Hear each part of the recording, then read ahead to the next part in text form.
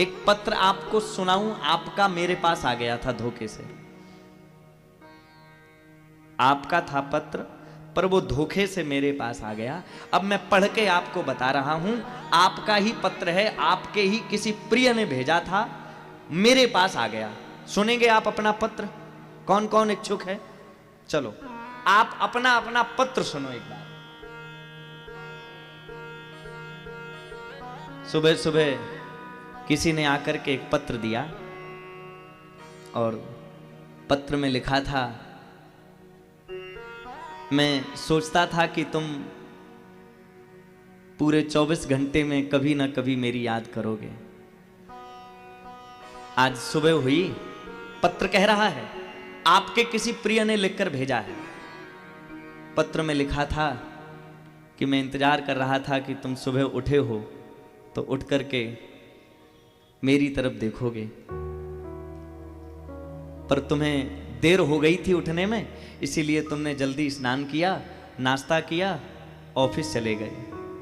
लग रहा था कि ऑफिस जाते समय एक बार तो मेरी तरफ देखोगे, पर तुमने नहीं देखा। ऑफिस चले गए, लग रहा था कि ऑफिस से जब लंच होगा तो शायद तुम घर आओगे, भूल गए होगे जल्दी में, तो आकर के मुझे देखोगे,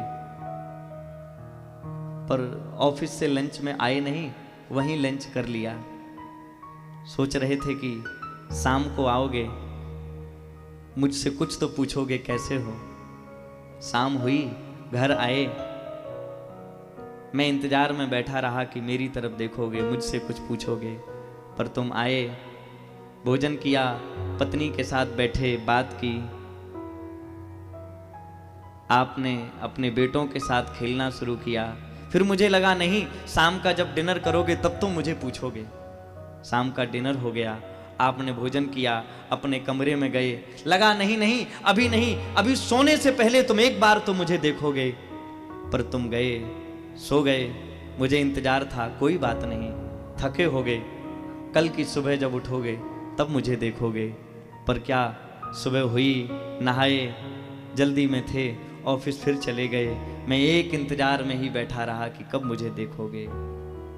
क्या लग रहा है, किसका पत्र हो सकता है ये? हाँ? क्या आपके रिश्तेदार का? ये वो आपके परमात्मा जो आपने 2x2 की अलमारी में बैठा रखे हैं, ये वो आपके भगवान का पत्र है जिनको वो बैठाकर हमने भूल गए हैं कि वो भगवान भी हैं। ये माताएं ना हो तो भगवान को पूछे भला कौन? मैं प्रणाम करता हूं भारत की देवियों को। अगर ये ना हो तो गोपाल जी की सेवा करें कौन?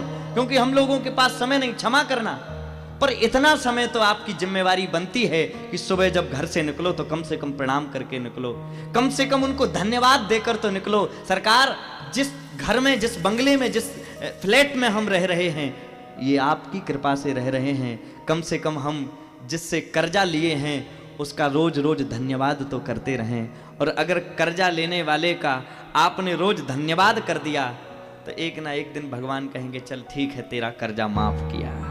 बोलो राधे राधे। और कर्जा लेकर के भूल जाओ तो फिर वो क्या कहेंगे कि ढूंढो इसको, लगाओ इसकी रिपोर्ट करो, खिंचवाओ इसको घर से।